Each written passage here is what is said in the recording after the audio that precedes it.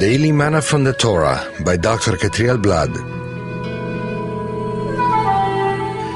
Shalom to all and Shavua Tov. Welcome to this first Aliyah of Parashat Bo, Come.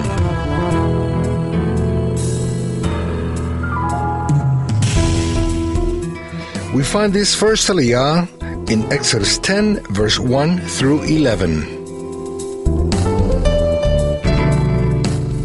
Today's reading takes place in verse 3, and he reads as follows. So Moses and Aaron went to Pharaoh and said to him, This is what the Lord, the God of the Hebrews, says.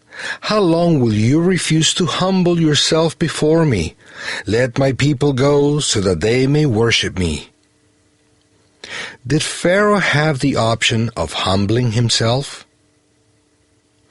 Pharaoh received orders from heaven to send the people out to the desert so they could serve the Eternal. Pressure became stronger and stronger upon him.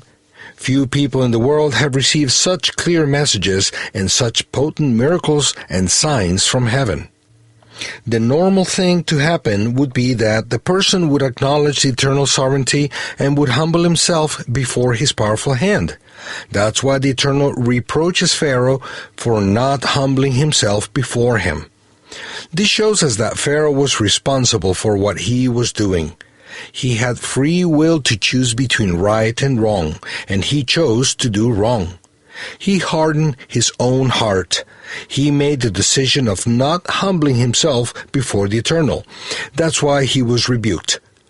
If the Eternal had produced this reaction in Pharaoh without him being able to choose, then Hashem would have been unfair by accusing him for his actions.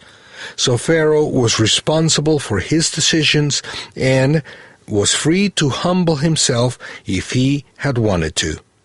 But he made the wrong decision, and that was his ruin. When the Eternal speaks to us, he expects that we humble ourselves before him. If we don't humble ourselves before him now, one day he will reproach us for that.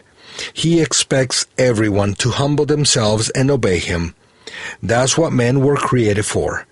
But because of the freedom we all have, many decide not to humble themselves, resulting in their eternal ruin.